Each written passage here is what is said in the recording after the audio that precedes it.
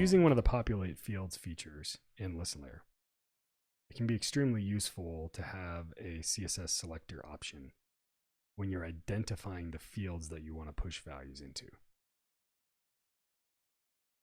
This video is going to walk through the scenario in which you may want to use this, as well as give you some tips on how to implement it.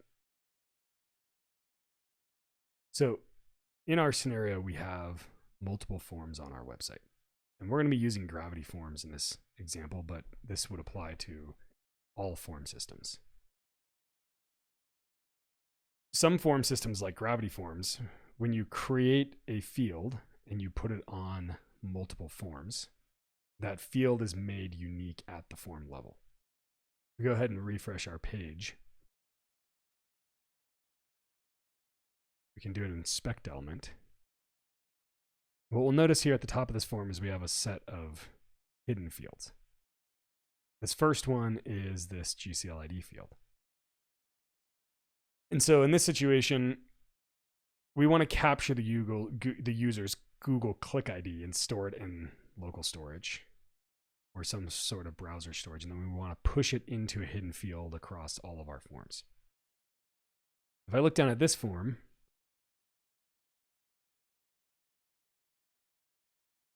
we'll see also a set of hidden fields. We have another field here called GCLID. But notice these fields are not actually identified in the same way. In other words, if we jump into the back of our gravity form setup, here's one of those forms. And if we edit the GCLID field, we'll see that this is field ID number 7. And if we look at this form and we edit this, we'll see that this GCLID field is ID number 6. Now this identifier is specific to the form itself. So you may end up with a situation where two GCLID fields across two forms have the same identifier, but it's definitely not something that we can rely on.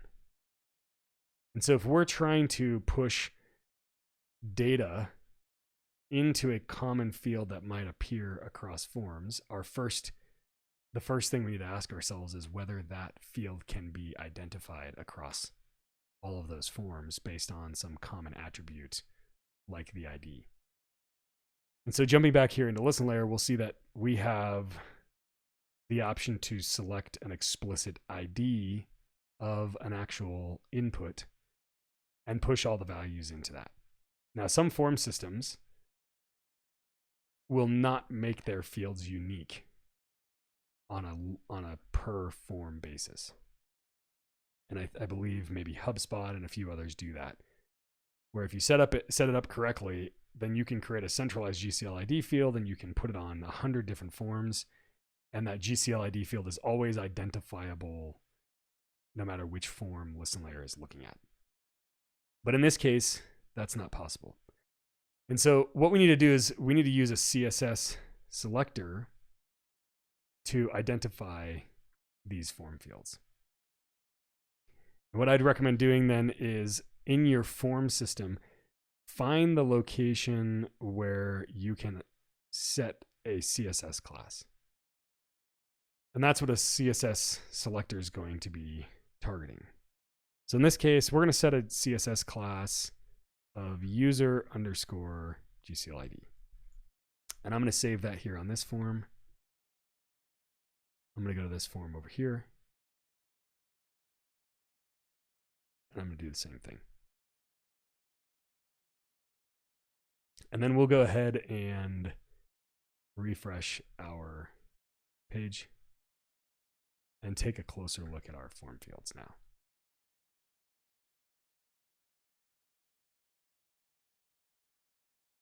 And what we're looking for is whatever class field is wrapping this input that now contains the custom value we just put in. You can see it's here. In the case of gravity forms, the class identification happens a few nodes above the actual input, and it's up here on this list element. And if we take a look at this other forms field, we'll notice the same thing has occurred where we now have this user underscore GCLID added into the class field. And so what we're going to do now is inside of ListenLayer, we're going to choose to use a CSS selector. And what we're going to do is we're going to write a rule, and we'll write that out here and then explain it. But what this rule does is it's going to look for a specific HTML node. So in this case, the list node, and then it's going to find any field that is inside of a list element that has user GCLID in the class. And so in this case, if we look at our list element that has user underscore GCLID in the class, that's going to be this one right here. And what ListenLayer is going to do is it's going to look for any inputs inside of this. If there's multiple inputs, it'll target both of them. In this case, there's only one input. It doesn't matter how far away it is. It's going to target this input and it's going to push the value into this input. Now, the same thing's going to happen down here on this other form because it also has this GCLID field that is wrapped in a list element with the same class contained in it.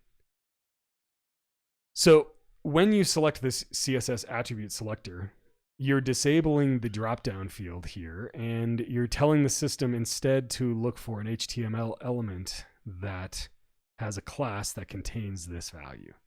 And most form systems will allow you to set some sort of custom class on a field level.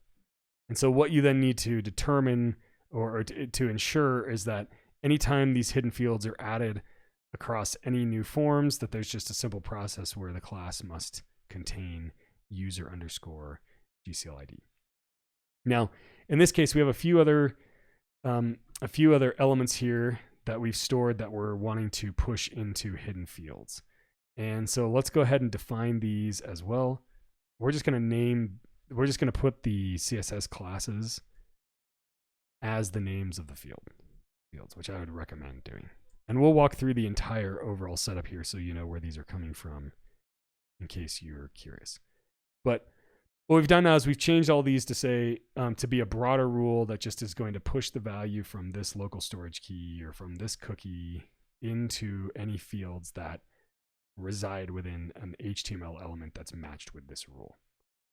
If you, for example, had like a div tag that had a class of user GCLID and you were targeting that, then you can just change this li to that. You know, this could be a p tag, for example.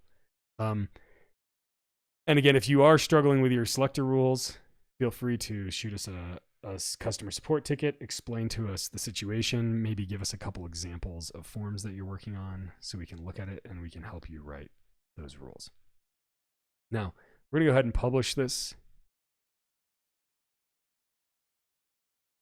And we'll take a look at the results. But before we do that, I want to jump into our user source listener and our URL parameters. This will just take a second. But I did want to clarify that what we're doing currently is when a user visits the site, ListenLayer is automatically identifying where they came from. Google Ads, Google Organic, whatever that is. And over time, we're storing that in the browser. And you can see we have this browser storage rule. So when the user source event is true in the data layer, we're going to go ahead and store information in this key and this key and this key using local storage. This first one is going to retain its initial value. The user source last will only have the most recent. And then the entire path in the user's history, as long as we can hang on to it, will be accumulated in the user source path. In addition to that, we're using browser storage to collect UTM parameters, URL parameters, but in this case, a GCLID. And so we have this rule here. Anytime URL parameters are pushed into the data layer and the GCLID parameter exists with any value, then what we do is we go ahead and we're going to store that in a cookie called user GCLID. And so just jumping back to our Gravity Forms populate fields rule, just to make sure that it's clear what we're doing here, is we're then taking the value from that GCLID cookie and the values from those 3 local storage keys, and we're attempting to push them into hidden fields in Gravity Forms. So now let's jump into our website and take a look at our Gravity Forms and determine whether our user fields or whether our hidden fields are actually populating. Okay, so now we're back on our website, and we need to remember that we wanted to unify these user source fields across multiple forms. Remember that this user source first field, for example, on this form, is going to have a different ID than the user source first field on another form. And the way we're going to unify those is we're going to set their CSS classes to contain the same string. So here we have user source first. This one we have user source last. And we're going to put user source path. And then on our other forms, we would do the same thing. So here we are back on the front of our website, and we've now successfully unified those 4 fields across these 2 forms. And we've done that by setting common CSS classes across those. And so now ListenLayer is going to target any input or form field that is inside of an HTML element that's targeted each by these individual selectors. And it's going to then push the values from the cookie and these local storage keys respectively into those. So the first step to testing this then is to make sure that we actually have some data in our local storage. And in this case, we visited our website with a series of UTMs that have set our user source information. So we can see we have 3 unique keys that are stored. And if we jump to our cookie, we should see our GCLID that has also been stored over time. So let's jump to this GCLID field. Make sure we're looking at the right form. And we're going to drill into the input. And what I'm looking for is the GCLID to be populated on this value. Now, this is a interesting situation. If you've set up your populate fields function, you feel like it's solid end to end and you're still not getting a value, it might be because certain form systems, they tend to be ones that might use Ajax or some other technologies. Those don't actually visually display the value that's populated in here until the form is submitted, despite the fact that we're actually populating it on the actual form loaded event. But the value is there, and you can test this by running some code in the console. So what we're going to do is and this is just a kind of a pro tip, if you will. Typically, the value should just appear here. If you're still having issues, you can always ask our customer support for help. But this is one trick to identify whether or not your values are appearing. So remember, we identified this field using the class up here, user GCLID, on this list element. But now what we want to do is determine, is this explicit input, does it have a value here and we're just not seeing that value? So what we're going to do now is we're going to write another rule. We're going to run some jQuery in our console, and we're going to target input _2_6. And so we're going to write this jQuery function real fast.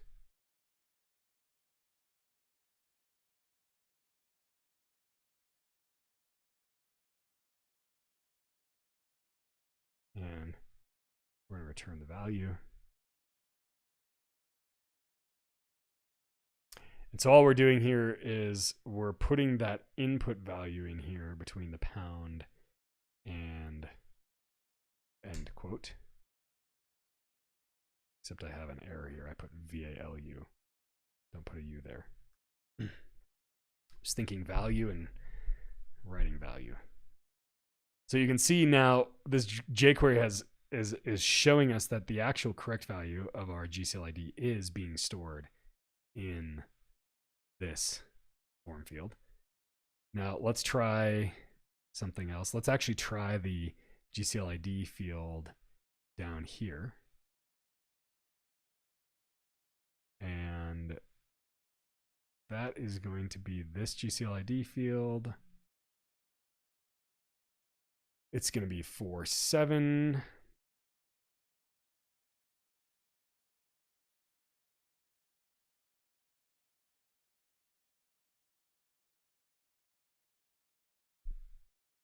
I guess the value I copied had that. And we have the 1, 2, 3, 4, 5, 6. So we can see now, and we can prove through our console that this value is actually being pushed into both of these GCLID fields across both of these forms, despite the fact that the form fields are completely unique. We're targeting them with the single selector rule. Now, let's double check one of the other fields. We're going to test the user source first, and it's input _2 _7.